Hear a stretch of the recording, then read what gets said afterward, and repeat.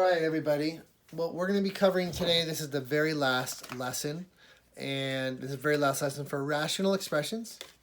We're going to be covering solving rational expressions. Now, if you look at the notes that I printed up, or that you should have printed up, I'd say the very first bullet point is the main purpose is to cross multiply. Set up a proportion to cross multiply and solve for x or whatever the variable is. Now, you have to rely on stuff that you did last lesson with adding and subtracting fractions. So what we're going to do is I'm going to go through these steps with the example questions. So the main thing is to get one rational expression equals another rational expression, and then you're going to go this times this equals this times this, and you set them equal to each other. All right, so I'm going to write them down. The very first example problem. K over 3 minus 1 over 3k equals 1 over k. Now, whenever you have an equation, you're always going to deal with the adding and subtracting of the two rational expressions and leave the other one by itself on the other side. There's a couple of ways to do this. I think this way is the easiest. Some people try to move this over, set it equal to 0, and then add or subtract all of them, factor and whatever. That's fine if you're working with tutors and they like doing it that way. However, I just think this way is a lot easier. So I'm going to ignore this. 1 over k, I'm just going to put it over here right now. And I'm just going to subtract these two. So my common denominator is going to be a 3k. So I have to multiply, remember, this and this both by k. 3 times k is 3k. K times k is k squared. And minus 3k stays, so the negative 1 stays. All right, cool. Equals 1 over k.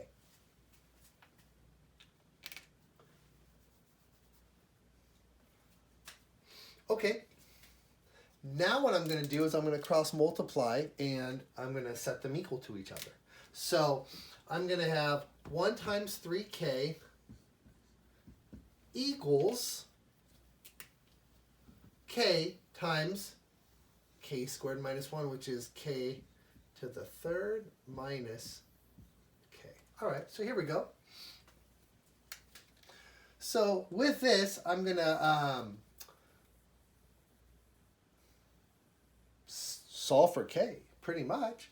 So in order to solve for k, I have to move this over because if whenever you have a variable squared or to the third power or something else, and then another variable, you have to set it equal to 0 and factor. So I'm going to move this 3k over, move this 3k over. So I have 0 equals k to the third.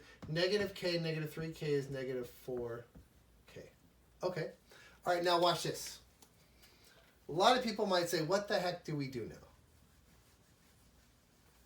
And if I went too fast for you right there, I would encourage you to rewind this to see where I lost you and pick it up from there. I'm going to leave this right over here because I'm going to plug in my answer in here in a second. So very first thing I'm going to do is this. If I were to give this question to you, you should be able to look and say, okay, I can factor out a k from both of these to give me k squared minus 4. Now, if I'm solving for my k, if I set k equal to 0, k is equal to 0. That's one solution with this. And then if I set k squared minus 4, if I set this equal to 0, this is a difference of squares, so their answer is going to be positive and negative 2 because it'd be k plus 2, k minus 2, set them both equal to 0. You should understand this is a difference of squares. When you factor it, you're going to get positive and negative 2.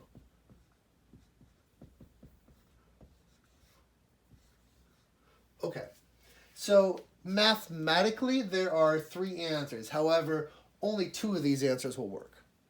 The reason why is because one of these answers is going to give you an undefined answer. So it's called an extraneous answer because mathematically you get this answer. However, when you plug it back into the equation, it makes it undefined.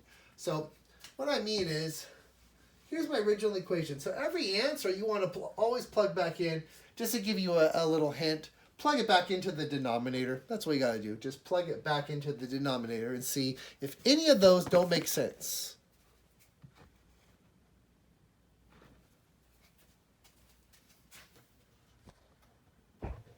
So if you look, is there any of these that don't make sense? If you plug a 2 into here, you're going to get a number. If you plug a -2, sure, you get a number. But watch what happens. If you plug a 0 into here, you're going to get 1 over 0. It's undefined. Or if you plug a 0 into here, 3 times 0 is 0, which is undefined. Therefore, this is not an answer, and your answer is positive and -2. That's what I mean when I say, look at the third step. Create a proportion and cross-multiply, set them equal to each other. And then the very last thing I say, solve for x, but ... make sure that x plugs back into the equation. So if it makes it an undefined answer, it is not included in the answer. All right, that is the first question. Now let's try the second question. And I would say all of these are equal difficulty. Next one is 1 over x equals, I'm going to write 5 over 1 because I'm going to have to add and subtract. I'm going to have to add this to 1 over x squared plus x. All right, now with this, I'm going to leave this. I'm just going to ignore this right now, and I'm just going to work with this. So my common denominator is going to be x squared plus x. So I have to multiply 1 times x squared plus x. I have to multiply 5 times x squared plus x, which is going to give me 5x squared plus 5x. And then from here, I did nothing, so that stays. Equals 1 over x. All right. All right. Now what I'm going to do, I'm going to multiply everything together. Or cross multiply. So what I just did was the very first, the second step. I found a common, or technically the first step. I found a common denominator. Now I have a proportion right here. And I'm going to cross multiply. 1 times x squared is x squared. 1 times x is x equals x times 5x squared is 5x to the third. X times 5x is 5x squared. X times 1 is x. Okay. And then what I'm going to do is, once it's set up as an equation, I'm going to get rid of this right here. I don't just to make it look a little smoother. I don't need as much numbers. I'm going to move these two over here. So watch this. I'm going to, is this a positive x? Jeez. It just erased everything real quick. Let me see. Cross multiplied x times 5 is 5 plus 1. Yeah, positive x. That's positive x. All right. Now I'm going to subtract x. I'm going to subtract x. I'm going to subtract x squared, subtract x squared. And this is my equation so far. I have, this cancels out, and I have 0 equals 5x to the third plus 4x squared. That cancels out. Okay, let me clean this up.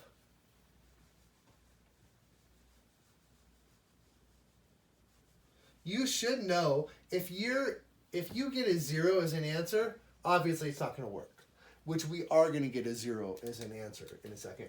I'm going to factor out an x squared from both of these. I'm going to factor out an x squared from the 5x to the third, giving me x. I'm going to factor out an x squared from 4x squared to give me plus 4. If I set this equal to 0, I get x equals 0. If I set this equal to 0, I get x equals -4. However, the answer right here is not possible because that gives me an undefined answer. So, -4 is the answer. Some people might ask, is there, anytime we get a 0, does that mean that it's never going to give me a solution? The answer is almost all the time, if you get 0, that is not included. A couple random times, if you get a 0, that could be an answer. So just to be safe, always plug it back in. Don't just assume if you get a 0, that will not work. All right, so let's see if you can try the third one. Pause this video, see if you can try the third one. I'm going to write it down here. Write it up here, should I say. What I'm going to do is I'm going to write x minus 1 over x equals 4, I'm sorry, not equals, minus 4x plus 2 over x. What I'm going to do is this. I'm going to factor out the x from the x squared minus 3x to get x minus 3. This is the same as x squared minus 3x. I'm just factoring it, so because now, like I gave you the first step, see if you can simplify this, set it equal to x plus 2 over x, cross multiply and solve. Pause the video, see if you can do it. Okay, so you should have paused it. Let's see if you got the right answer. I factor it out in x. The reason why is because now my common denominator is going to be a lot more simple. What did I multiply this by to get here? I multiplied it by x minus 3. So I have to multiply this by x minus 3. All right, so I'm going to get x squared. Negative 3x, negative 1x is a negative 4x plus 4. I'm sorry, not plus 4, plus 3. Okay. I didn't do anything to get from here to here. So see this negative? What that means is that gets distributed to both of these. This becomes negative 4x. This becomes negative 2. Now I'm going to combine my like terms and clean this up a little. So x squared is going to stay. Negative 4x. Negative 4x is negative 8x. Done. 3 minus 2 is 1. Over x times x minus 3. Okay. Very good, very good. Now, I'm going to get rid of all this.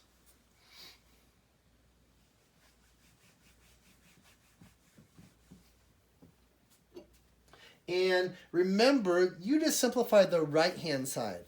I'm going to set, I'm not done because I still have to set it equal to x plus 2 over x.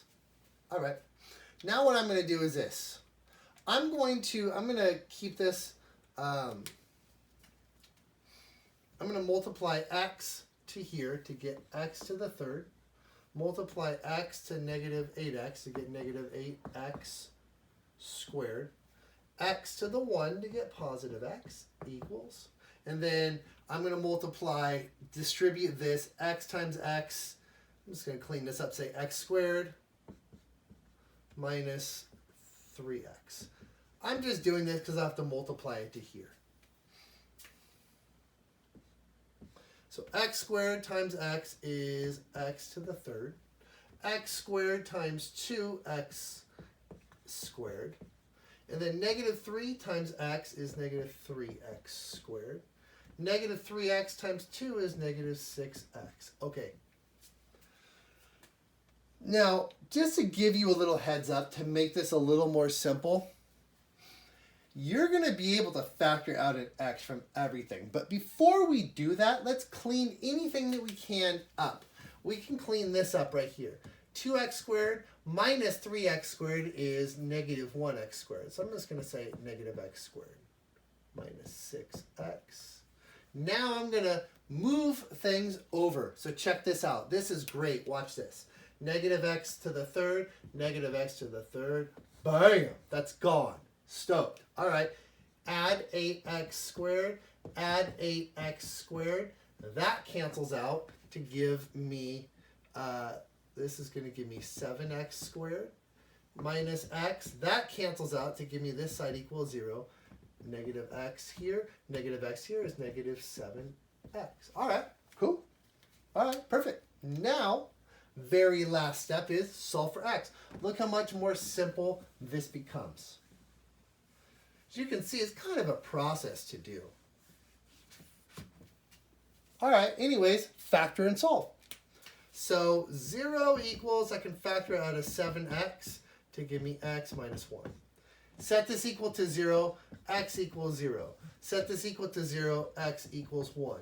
Will 0 work? Nope, because one of those answers is going to give me an undefined answer when I plug it into my denominator. However, 1 will work because it's not going to give me an undefined answer. So after all of that long stinking mess, my answer is 1. Okay. The last one looks pretty difficult because it's a big trinomial, but it's not. Promise. Why don't you guys try this, but just to give you a little hint, factor the trinomial on the numerator and the denominator first. Pause the video and see if you can do it. Okay, so you paused it. Let's see what you came up with. I'm going to factor my left side first, and I have a minus 6 a plus 2 over two numbers that multiply together to get, okay, I have a minus 5 times a minus 5. All right. And then equals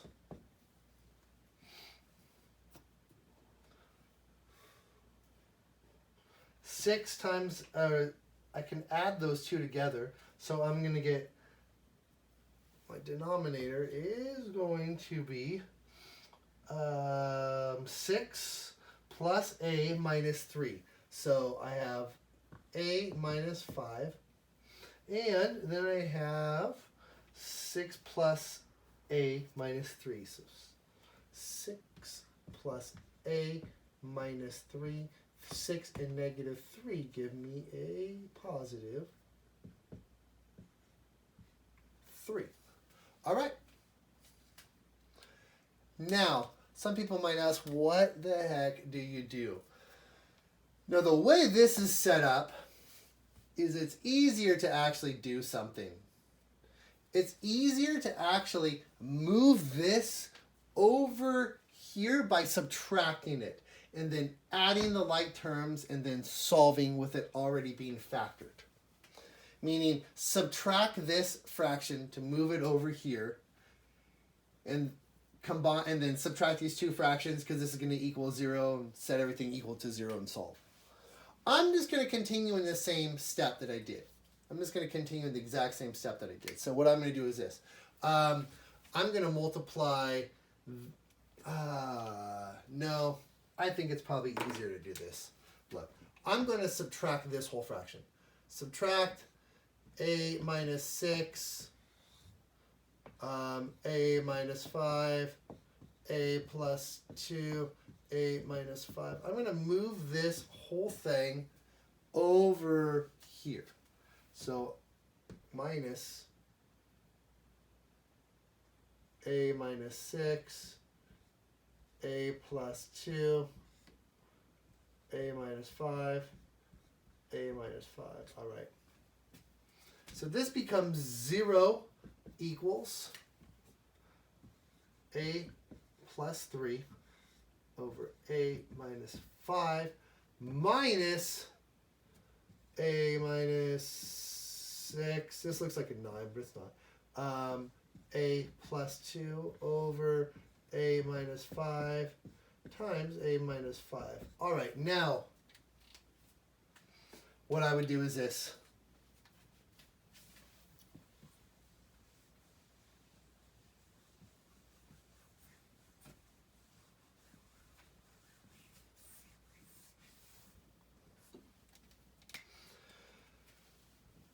I got to subtract these two. My common denominator is going to be a minus 5 squared.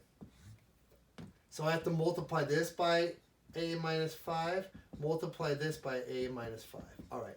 Now what I'm going to do is I'm going to actually multiply this out. So a times a is a squared. A times negative 5 is negative 5a. 3 times a is positive 3a.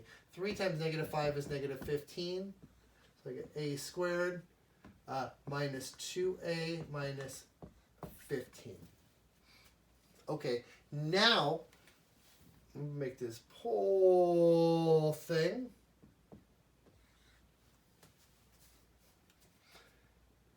I'm going to leave this minus sign, and I'm going to multiply this out right here. So I'm going to put a line right here. A times a is a squared. A times 2 is 2a. Negative 6 times a is negative 6a. Negative 6 times 2 is negative 12 to get a squared minus 4a minus 12. Okay, now look. See how there's a negative sign? What that means is it changes everything. It makes this opposite, and this opposite right here. So I have negative a squared plus 4a plus 12. All right. Hopefully you follow me to get here. So what I would do if I lost you anywhere is rewind this video to see where you went, I lost you on. I'm going to get rid of all this because it's on the video. You can rewind it.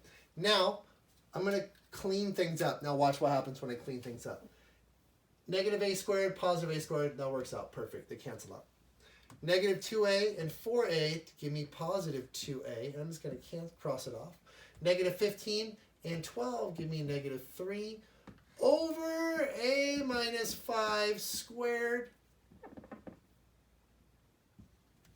equals 0. Oh, so much easier now. So much easier. How do you solve for this? Well, look. Cross multiply. It's a proportion, right?